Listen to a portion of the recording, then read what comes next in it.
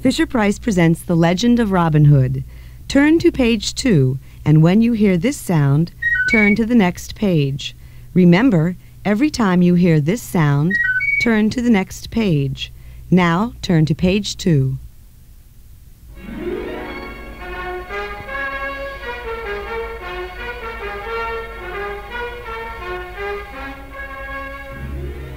Long ago, in merry England, there lived a lad called Robin Hood. Though only 18 years old, he was tall and strong and the best archer in the land. One bright summer's day, Robin visited the nearby town of Nottingham. A small crowd was gathered in the square, reading a notice.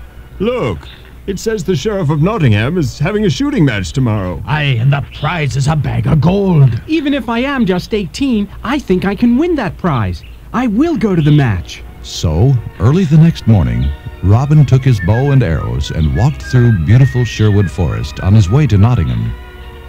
The beautiful June morning made him whistle for joy. Deep in the forest, the king's foresters heard Robin coming and decided to tease him. Well, little lad, where are you bound with your one-penny bow and your puny shafts? My bow and arrow are as good as yours. I'm on my way to the shooting match to prove it. The Nottingham match is for men, not boys. I'll bet this boy can shoot better than any of you men. The laughter stopped. It's easy to boast, boy, when you know there's no target to shoot at. There, look. Yonder is a herd of deer, twice 100 yards distant. I'll bet a shilling that I can fairly hit the largest stag. Done. Robin aimed his bow and let fly an arrow. The deer fell to the ground. I've won the bet. Hey, you've won the penalties of the forest laws. Yon was one of the king's royal deer, and you have slain it. One of the foresters drew his sword. For this crime, you must go to Nottingham jail. The other men, all but one, also drew their swords. Let's drag him to jail. Nay, men. Remember, he is but a boy, and we angered him into committing the crime. Go on your way, son. But keep in mind that every deer in this forest belongs to the king. Grateful for these kind words, Robin began walking quickly away, but an arrow whistled past him. No! He stopped and turned. You men give me no choice but to defend myself with bow and knife! One alone shall live, the only good man among you. Robin turned and ran deep into the forest. He had shot one of the king's deer, had killed the king's men. He was an outlaw for the rest of his long or short life. He ran and ran. Suddenly he was hurled down. About 20 woodsmen surrounded Robin. They had dropped a net on him, and yet they were not the king's foresters. Who are you? Outlaws. Outlaws? Aye, all of us. Criminals because we can't pay our taxes. And won't give our farms to the sheriff, or because we speak out against the king's cruelty, and so we must hide in Sherwood Forest. So welcome to our merry band and our life of adventure. Now listen, friend, we need a leader, and after what we just saw you do back there to the king's men, our choice is You? Me? But, well, as your leader, what would I do? Why, what we've always done. Rob from the rich Norman knights and barons and priests, and give our spoils to the Saxon poor. What else? Indeed, how could young Robin resist? And so it was that very night in the camp of the outlaws, Robin joined their feast. Afterwards, he showed his skill with his bow. You see? Fit to lead all of us. And never before was such archery seen in merry Sherwood. Robin proved to be a fine leader, and there were many more feasts in the months that followed.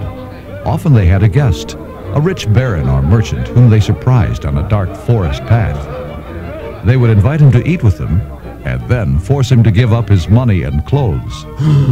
Finally, they would escort him safely out of the forest. Come again, my fat friend! But for Robin Hood and his band of merry outlaws, far greater adventures lay ahead.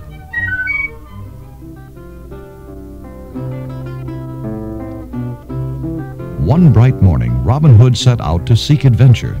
Time for me to find some sport, but stay here, merry men. If I have need of you, I'll blow 3 blasts on the horn. Aye, Robin, and we'll come running faster than the wind through the trees. And so the eager outlaw leader strode down the woodland path. Leaving the forest, he continued through meadows until he came to a broad stream, across which lay a large log. A tall stranger was also approaching the log bridge from the other side. Robin quickened his pace. The tall stranger did the same. Clearly, each intended to cross the bridge first, and reaching opposite ends of the bridge at the same time did not change their minds. Stand back! The better man crosses first! In that case, stand back yourself, for I am the better man. Each man wanted to prove he had the stronger will. Robin put an arrow to his bowstring. A good man is often rendered quite ill, with an arrow betwixt his ribs. Cowards talk. There you stand with a longbow pointed at my heart, while I have only this stout blackthorn staff for protection. No one has ever named me a coward. If you dare to wait, I'll lay aside my bow and cut myself a staff, to see how good you really are. I'll wait.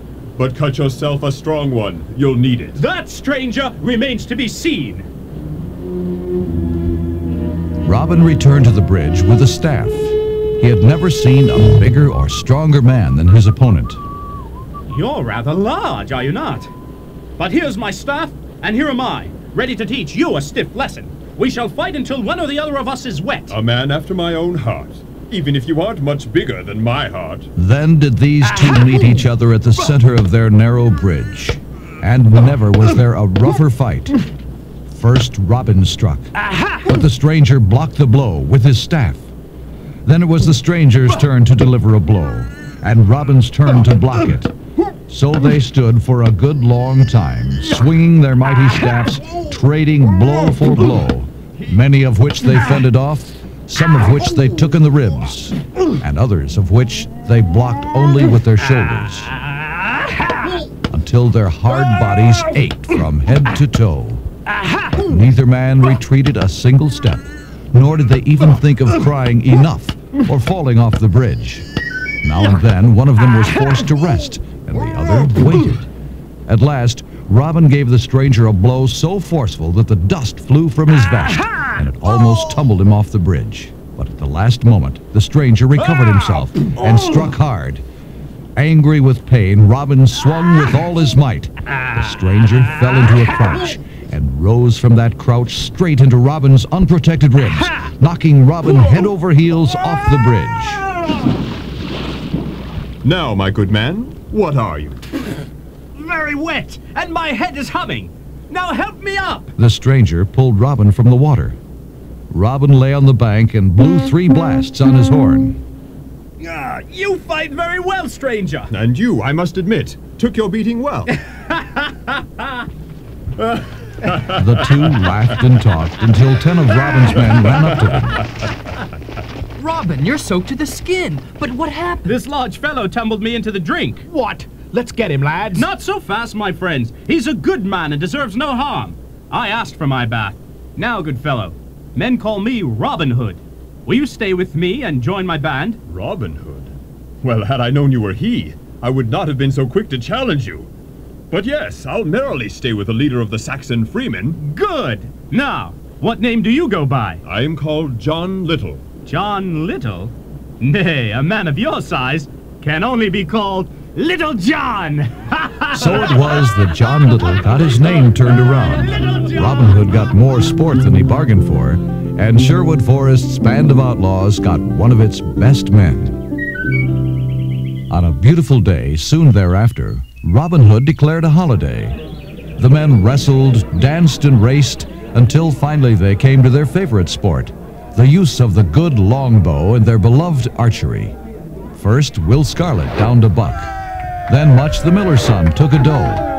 But Little John took the prize, sending a humming shaft through the heart of a mighty stag more than 500 yards away. Good shot, Little John! I'd go 100 miles to find another stout fellow like you. No need to go 100 miles, Robin. There's one closer than that. Indeed, Will Scarlet. Who is this man, and where might he be found? He is a friar named Tuck, and you may find him at Fountain's Abbey. Robin rode there at once. Now who's that by the stream? A friar reading a prayer book. But he definitely has the look of a fighting friar. He must be the man. The friar carried a warrior's sword. Yet he was so busy reading his prayer book that he didn't even notice when Robin rode up. Eh? Put down the bow and arrow, son. If your purpose is not robbery, why should you seek to kill a man you've never even met before? I don't. I only seek your help, Friar. I need you to carry me on your back across the stream. One of those kind, are you? Very well, let me lay down my prayer book. The friar carefully placed his book on the ground, and Robin dismounted and climbed onto the friar's back. Onward, my faithful mount. The friar said nothing until they reached the opposite bank. Careful now. Mind you don't get my feet wet. There, Robin leaped down, but when he turned, the friar was holding a knife to his throat. Why, thank you. Oh, now what do you mean by this, Friar? Don't you know that a churchman is forbidden to shed blood? Don't you know that speaking moves your throat? Dangerous with a pointed blade so near. Obey my simple commands and your blood is safe. And what are your simple commands? I want you to carry me across the stream. Robin didn't mind getting wet, and he didn't really mind carrying the heavy friar. Nor did he mind too much the stream's slippery stones. Faster, my faithful mount. But the humiliation made him miserable. Not so close to the water. Suddenly, All in all, not a bad ride, though it was a bit... Robin threw the friar down on the bank Bumpy? and drew out his sword. Now, Friar, carry me back to the farther shore.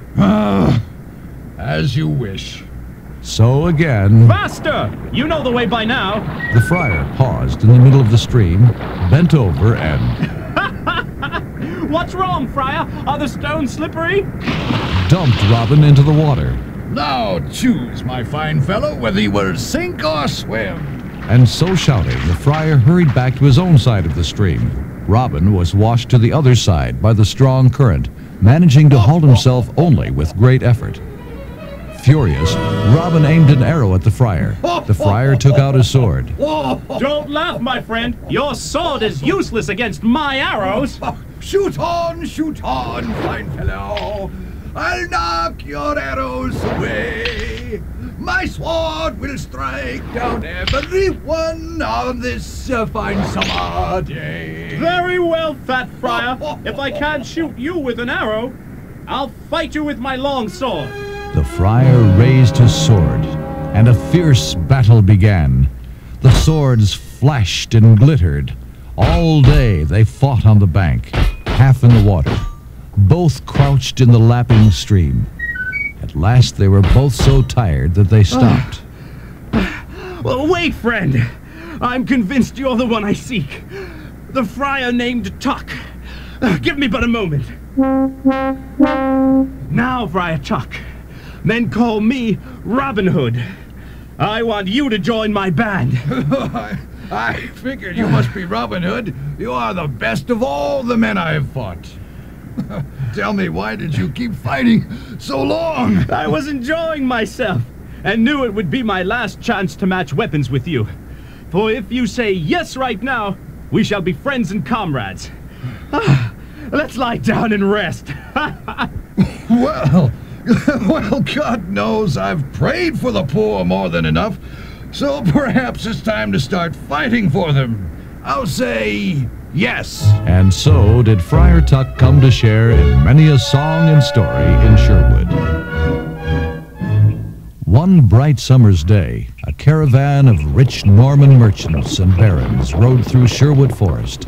They were stopped by a friar. Hold, I pray thee. Wilt thou not stop to aid a poor friar? And why does a poor friar or churchman wear yon helmet of war? Because I am not stupid, and I treasure my head. Surround them, men!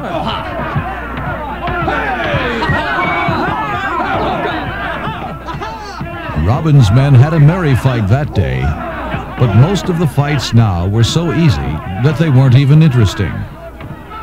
Indeed, robbing from the Norman rich was becoming little more than a boring game.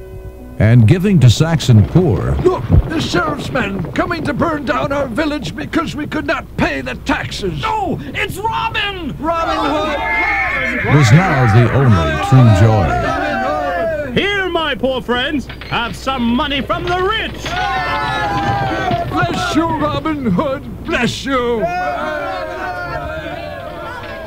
Now, the cruel Sheriff of Nottingham was always told about Robin's deeds. Getting worse, Sheriff. He robs only from our rich Norman brethren, and he dispenses his plunder to the poor Saxons. The peasants are now able to pay their taxes, so we cannot take away any more. Robin Hood must be stopped. And if we cannot catch him in Sherwood Forest, then we must trap him here. Lure him into Nottingham with something he cannot resist. Yes, and I know how. We'll hold a shooting match. You say you read a poster, Will? Aye, Robin. The sheriff is having a shooting match, and a golden arrow will be awarded the best archer. But 'tis clearly a trap. It's being held inside Nottingham's walls. No doubt it is a trap, Will. But I was cheated out of one shooting match, as you well saw. I've yet to publicly prove myself as the best archer in the land. There must be a way to attend. Yes, we will go, dressed not in our Lincoln green, but disguised as beggars, peasants, and tinkers. You men shall hide your bows and quivers under your cloaks and lose yourselves in the crowd, so that if there is any trouble while I shoot for this golden arrow, the sheriff will have himself a real shooting match. On the day of the match, crowds of people came to Nottingham. Among them, recognized by no one, were Robin Hood and his merry men. When Robin came to the town gates, he worried that the guards posted there would recognize him. Say, look at yon fellow in the red jacket. Uh-oh. Why, he looks as if he could scarcely draw a bow. Phew. The rich sat in comfort on one side. The poor stood where they could on the other. The targets were placed. The competitors formed a line, and the contest began. One of the sheriff's own men, William of York, took and held an early lead. But the Saxon peasants cheered when one of their own matched William of York's every shot. And soon there arose the cry of, "Red Jacket! Red Jacket is the best!" But Robin Hood's men were strangely silent. It seems the sheriff's men are anxious to close the jaws of this trap, Tuck. Aye, Little John, and they must suspect Robin of wearing some padding around his middle. I've had my face peered at 4 times thus far. In his pavilion on the other side of the field, the sheriff asked, Have any of the men seen Robin Hood among the archers? Nay, Sheriff, and the field of contestants is being narrowed quickly. The final 10 best are to shoot next, and of those 10 we know our own 6 men well. Of the 2 Saxon peasants, one is too tall and the other too short. And as for this tattered Red Jacket, his beard is brown, while Hood's is yellow. Besides, the beggar is blind in one eye. Bah! Then if he does not rank in the 10 best, he's not here at all. This Robin Hood is not only a thief, but he is a coward as well. The man known as Red Jacket merely smiled. And when the next round was shot, the field was narrowed to 2. A single target would be employed for the final round to better gauge each of the 2 shots. William of York shot first and took a perfect bullseye. The sheriff smiled. Well, at least one of our men wins the golden arrow. Give up, Red Jacket! You can't beat that shot! No one can beat a perfect bullseye! On the other side of the field, the poor folk were discouraged. The sheriff's right. How can Red Jacket possibly win now? And yet, not every face among the Saxons wore a frown. There were several who seemed to know something. Then Red Jacket shot an arrow which flew straight toward the target. And did the unbelievable. He split William of York's arrow! Split it right down the middle! He wins! Red Jacket wins! And so the sheriff presented the award for the best shooting Merry England had ever seen. The golden arrow is yours, fellow. What is your name? Jock O'Teviot, Dave. But my friends call me Red Jacket. Well, join my service, Jock, and you will wear a much better cloak than those rags, and you will eat at my table every night. No, I am my own man, and no one in all England will be my master. Now I have truly lost this day. I've lost the golden arrow and gotten nothing in return. Not even Robin Hood.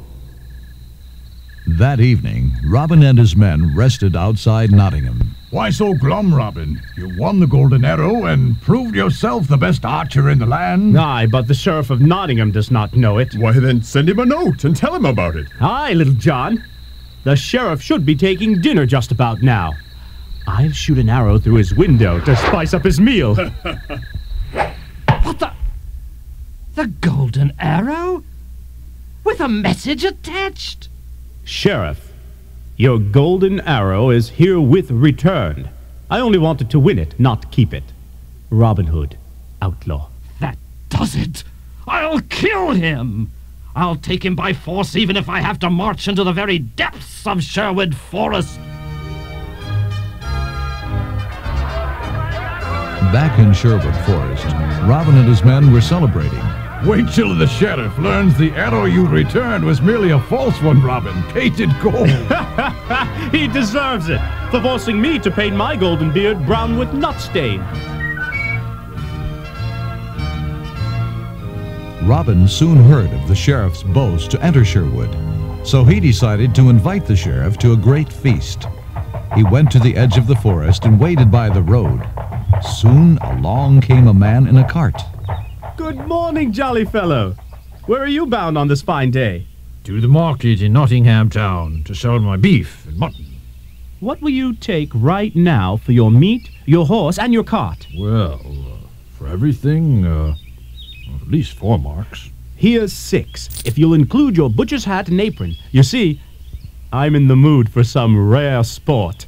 So Robin drove the cart to Nottingham to set up a stall in the market, from which he would play a merry butcher for the day. Come buy your meats from me. I have 3 prices. To the rich abbot or knight, I will sell 3 pennies worth for 6 pennies, since I do not want their trade. To jolly housewives, I will sell 3 pennies worth for 1 penny, since I like their trade very well. And to fair young lassies, I will sell 3 pennies worth for a kiss. Mwah. Since I like their trade best of all. Ha ha! A crowd soon gathered around Robin's stall, and when they bought, they found Robin better than his word. To a good Saxon housewife, Robin took a penny for more meat than one could buy for 3 pennies elsewhere. To a widow or poor woman, he gave the meat free, and to pretty young girls, he charged only a long kiss. But the other butchers were upset.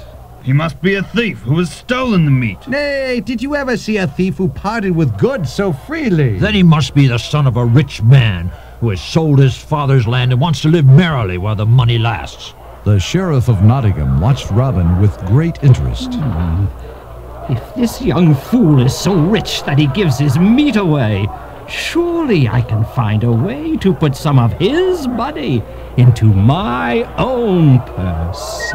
Never suspecting who the butcher really was, the sheriff marched straight to his stall. You must have many a head of horned beasts and many an acre of land if you can give your meat away. Indeed, my brothers and I have over 1,000 fat beasts, but we have never been able to sell them. The truth is, I am new at this trade and scarcely know the value of such horned beasts. It may be, good youth, that I can find someone to buy your cattle for a fair price. Or I might even buy them myself, for I like to help young men like yourself. Well, 1,000 beasts must be worth at least 200 pounds. The sheriff's beady eyes twinkled. 1,000 head of cattle would be worth 10 times that amount. What is your name, young fellow? I was born Robert O'Locksley. Done, Robert O'Locksley. Just let me get the money, and then we will set off to see these beasts of yours. That afternoon, carrying a fat purse of gold and silver, the sheriff rode into Sherwood Forest, with Robin walking alongside. Sherwood? Your land is in Sherwood? Then may the saints preserve us from that outlaw Robin Hood. Ha! I know this Robin Hood very well. You are in no more danger from him than you are from me. Deeper into the dark forest, a herd of dun deer sprang across the path in front of them. See? Those are my horned beasts, good Master Sheriff. Are they not so fat and fair as I have said? What? I like this not. Do you hear me? I am tired of your company. You go your way and I will go mine. Our bargain is off. Not so fast. I want you to meet my brothers and see how we live. With that, Robin seized the sheriff's bridle and raised his horn to his lips. You're Robin Hood himself! Aye, good sheriff. And here come my brothers, a band of very merry men. Join us, won't you, for dinner in Sherwood Forest. A feast was already in the making when the sheriff was led into the greenwood glade, straight to Robin's trysting tree. Oh, yes. You've probably realized by now, good sheriff, I lied about the golden arrow. Now, make yourself at home while my men prepare the food.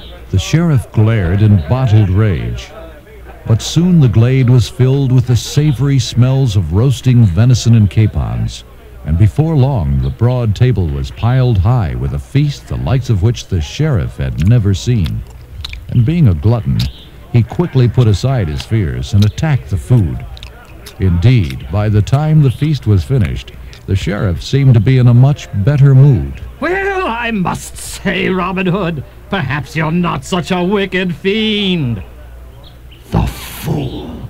Treating me kindly when he knows I'll have his head if it's the last thing I do.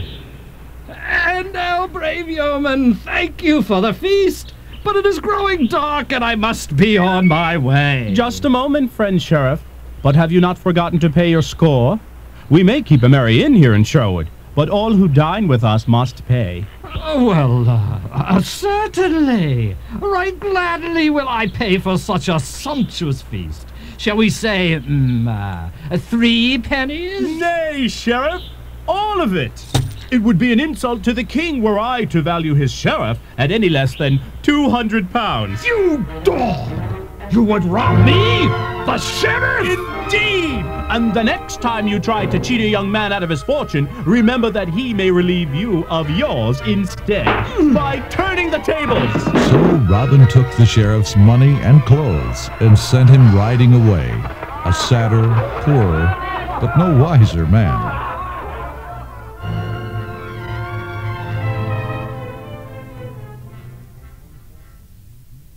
Now turn the tape over to hear the rest of the story.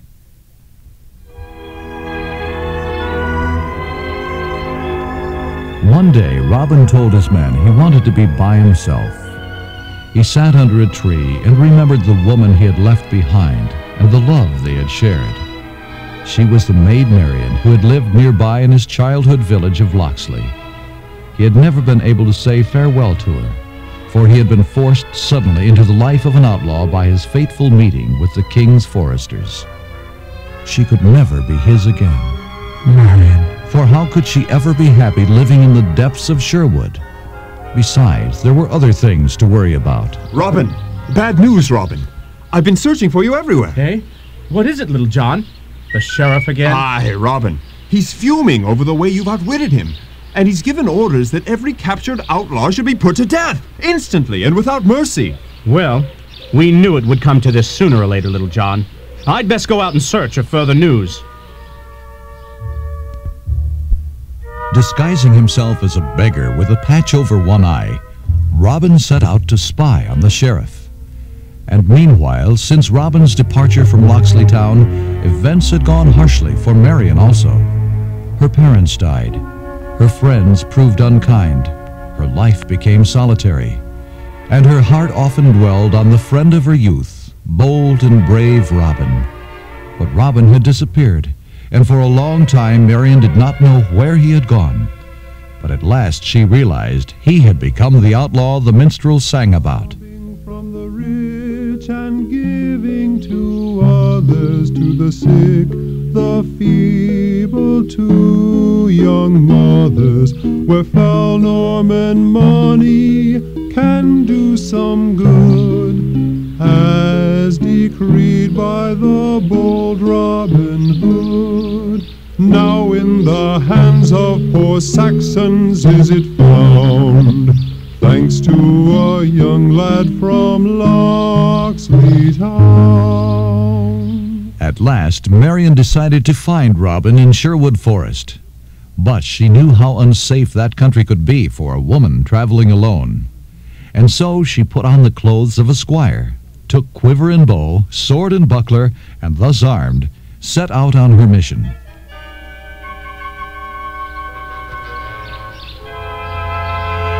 Robin had been walking an hour before he saw the figure of a handsomely dressed squire approaching. He hid behind a tree and watched, waiting until the youth reached his hiding spot before springing out with a loud challenge. Who are you? And what do you want in Sherwood? Marian judged the man to be some rude ruffian. Stand aside, fellow. I have no business with you. Aye, but I may have business with you. Tell me why you go through the forest, or I must turn you back. Turn me back. That you'll never do, ruffian. Force me to draw a sword in defense, and I promise you will rue this day. Ha! Why, this is a brave child. And what would you do with that pretty little sword of yours, boy? 'Tis a sword your belly may find too sharp. Now give way, for I seek the heart of the forest, and none shall stop me. Nay, I bid you return, or I shall be compelled to draw a weapon also. Draw, if you will, but I will not go back. 'Tis not a fight I want. But perhaps the mere sight of my blade will drive the lad away. Robin sprang forward as if in fierce attack, but intending to halt his slash before it could reach its pretended target. Ha! But he never got the chance to halt it, Ha! Yourself! for the squire struck his sword aside. The squire fought him boldly, and although Robin did not use all his strength and skill against such a small foe, he was startled when the squire gave him a small wound on the cheek. What? Filled with admiration for his young opponent, Robin sought a peaceful ending. Hold your hand, and you shall range the forest in the company of Robin Hood. What? Robin Hood? Yes, now that you have taken the patch from your eye, I see it is you. And I have hurt you, Robin. Stand where you are. Who are you? And why should it trouble you that I am hurt? Robin, don't you know me? Marian? Yes, Robin. They held hands and gazed into each other's eyes. And when they had talked and touched each other's faces for a long time among the trees. And you have room for me, Robin? Here in the greenwood? Room, Marian? Aye, in the center of a mighty hollowed oak. Yes. Please, come live there, in the forest. And so did Maid Marian come to Sherwood to reign as bold Robin's love and queen of the forest revels. Sometime later, England had a new king, Richard the Lionhearted, a good and just man who was said to dislike the Sheriff of Nottingham. Robin and his men wanted to meet this new King Richard, and more than anything, to serve him. But as long as they were forced to live the life of outlaws, that was clearly impossible. But one day, the king and the Sheriff of Nottingham talked about Robin Hood. Then, Sheriff, if this outlaw really is such a fiend, should I not enter Sherwood Forest and get to the bottom of the matter? Ah, it would do you no good, sire. Enter the forest with a company of soldiers in armor, and you'll see nothing but leaves. No. The only way to draw this Robin Hood out into the open is to do the unthinkable. Disguise yourself as rich abbots, and then you'd meet the outlaws soon enough when they take your money. But of course you would never do that. But in fact, the king did exactly that. He and his men rode into the woods disguised as abbots, and sure enough, Robin spied them. A choice prize, merry men. Here I'll wager is enough coin to pay the Widow Green's taxes and some. Ready, men? Now! All right, surround them over there. This one over here. Don't let him get away. Ha! Welcome, Sirs Abbot, to Sherwood. You must stay a while with me and my men. And who are you to bar my way? Robin was startled by the lead monk's deep, rich voice, but replied instantly in kind. We are yeomen of this forest. Give us some of your wealth, for St. Charity's sake. In truth, good yeoman, I have only 40 pounds, for I have just spent much on feasting the king's followers. And are you a true follower of the king? That I am. I love him with all my heart. Give us 20 pounds, and keep the other 20 for your own needs. It seems you are a very gentle outlaw. Know now that my errand into this forest is to search for you, and bid you come to Nottingham to meet the king. He wishes to see you, and send you safe conduct, and here is his royal seal to prove it. The seal of Lionheart? Upon seeing the royal seal, every yeoman present knelt down in respect, which surprised Richard greatly. Why, I was told that you were a disloyal fiend who disobeyed the king's law and did all manner of evil. Nay, Sir Abbot. I hate unjust sheriffs and greedy monks, but I love no man more than my gallant king. And if you are his messenger, you are most welcome. Robin ordered his men to lead the abbots back into the woods. By my faith, these fellows are more at his bidding than my men be at mine. Can a fiend be so loved? The abbots sat outside and ate the delicious feast which had been prepared mostly through the efforts of Maid Marian. And how like you our table, Sir Abbot? Delicious! Better than the best dining room in the biggest palace. One should eat out in the open more often. It enriches the appetite to lusty proportions. And when the dinner had been lustily devoured, now you shall see what sort of life we lead in the forest, so you may report our doings to my Lord King Richard. Time for some sport, my merry men! The yeomen set up targets of rose garlands and prepared to shoot arrows through them. By my faith, good yeoman, those marks are set a full 50 paces too far away. Nay, Sir Abbot. What good does it do to practice on an easy mark? And should any man miss the mark, he will be struck with a staff. But does not such punishment breed ill will among your men? We have foreseen that, Sir Abbot.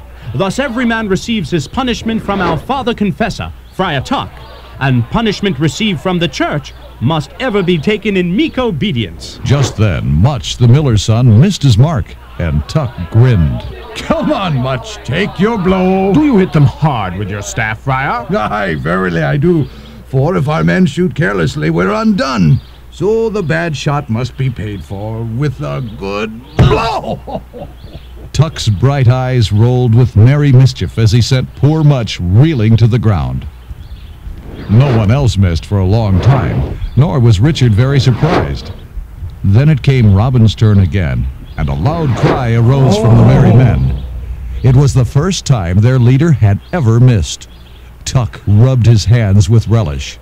But Robin surprised everyone for a second time. If I must be punished by the church for my failure, then at least let me take my choice.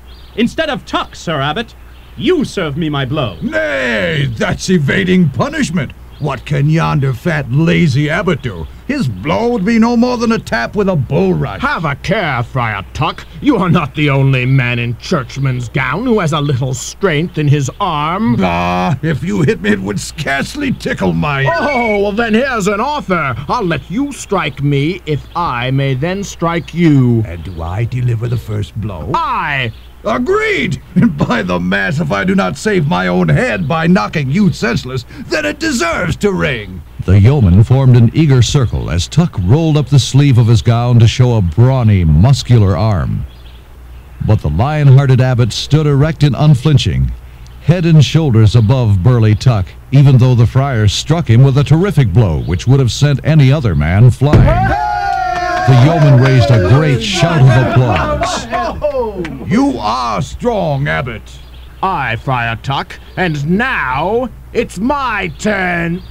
Richard struck the friar, knocking him head over heels as if a thunderbolt had struck him. And every man who had ever felt the weight of the friar's fist shouted in glee. But Robin did not laugh. He was next. It seems I have made an evil choice, finding someone who is an even more terrible boxer than our own Tuck. Still, Robin stepped up for his punishment. He too was knocked down by the abbot's mighty blow. He fell face forward, and so did not see the abbot's hood fly back. In truth, Sir Abbot, you are a stalwart fellow, with more strength in your arm than any churchman should possess. And when Robin rose, he still did not see the man who had struck him down. but the others did. Pardon, sire. Pardon. Eh? Pardon for what, Little John? Why are you all kneeling? Where's the abbot? Good Lord. The abbot is... You're the king! Mercy, sire. Mercy for what I and my men have said and done. Had we known... Mercy you already have, good Robin Hood. By God or man, that was fun. But now, will you have a place in my service as one of my lieutenants? I will, my lord. From this day and forever after, I am your man. Good. Have you any green cloth to spare? Your suits of Lincoln green would honor even a king. Saying farewell, the king met the sheriff at the forest's edge. It seems you were wrong about Robin Hood and his men, my dear sheriff. Gravely wrong. The sheriff was not pleased by Robin's friendship with the king.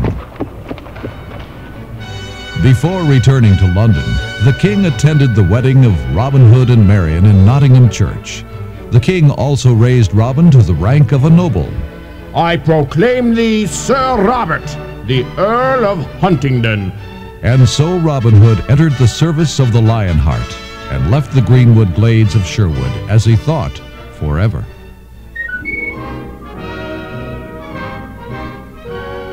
For some time, Robin Hood was quite happy in the service of his king and participated in many adventures, including the Crusades. Their return to London town from the Holy Land was a triumphant march. But Robin soon found life in the court extremely wearisome and dull. Worse, Richard was leaving England again, leaving behind Prince John, a false, cruel, cowardly man who wanted to be king himself and who clearly hated Robin. One beautiful morning in May, Robin sat outside, remembering life in the forest. Little John came over to him. Well, Robin, are you ready to leave London? Aye, John. I think I am. Tonight, then. There were only 4 that night who slipped so secretly from the gates of London town: Robin, Marian, Little John, and Will Scarlet. Most of the others had already left. They had to leave secretly, for Prince John hated Robin more than ever. He had asked Robin to help him become king, and Robin had refused. So the 4 figures slipped off into the forest. It was wonderful to be in the forest again, hunting deer and roaming over clean woodland trails. But one day, their old comrade, Much the miller's son, brought bad news. Robin! King Richard is dead in France, and John now rules the land. But beware, one of his first commands was your capture. So, he is King John at last. And once more, I am an outlaw in the greenwood. But once again, we have a king whose deer it will be a pleasure to steal. So, welcome to the merry old life.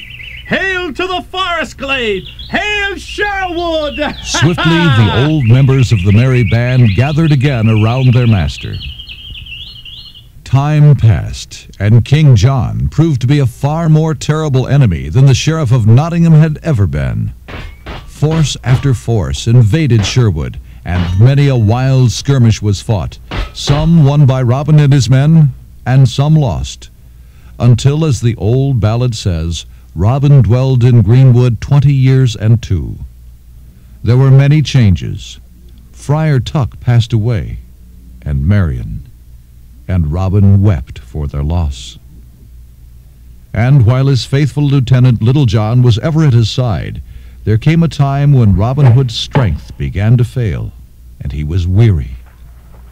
Searching for medicine, he and Little John walked to a nunnery. My cousin is the prioress.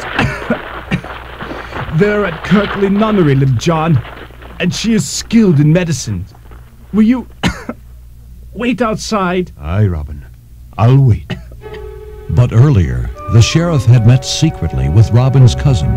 Then you will obey King John and help us stop this outlaw, Robin Hood, if the chance should arise. Of course. You know where my loyalties lie. Robin never suspected treachery, not from a prioress, and certainly not from his cousin. And when he struggled up the stairs to her tower room, Just drink this, Cousin Robin, and all your cares will be over. his cousin gave him poison to drink.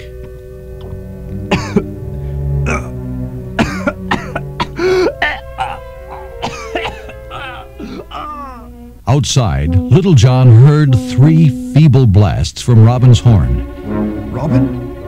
He leaped down from the tree where he had been hiding and ran to the door to the nunnery. Robin! Robin!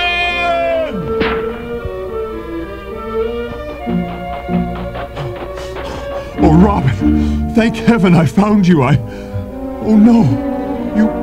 You're dying. Aye, John. My time has come. Poison. Then grant me one last wish, Robin. I beg you. What wish, Little John? Can I grant you now? Let me burn this wicked place down, Robin. Consume this whole nest of traitors in flame. Nay, you know I cannot grant that wish, John. For never have we injured a woman or even a man in woman's company. Now, John, give me my bow and hold me up that I may shoot a good gray goose arrow.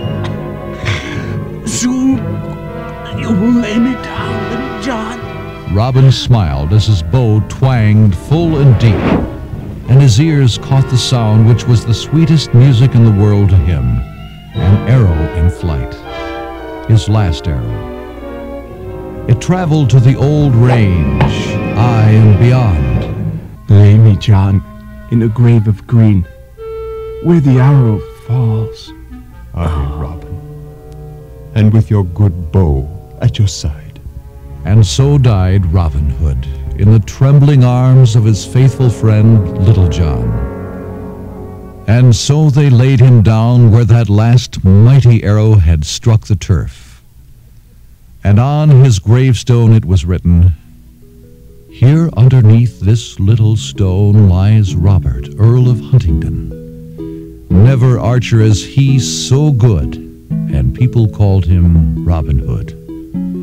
Such outlaws as he and his men will England never see again." But the stone is not really true, for Robin Hood lives forever. The sick, the feeble, to young mothers, where foul Norman money can do some good, as decreed by the bold Robin Hood. Now in the hands of poor Saxons is it found, thanks to a young lad from Locksley Town.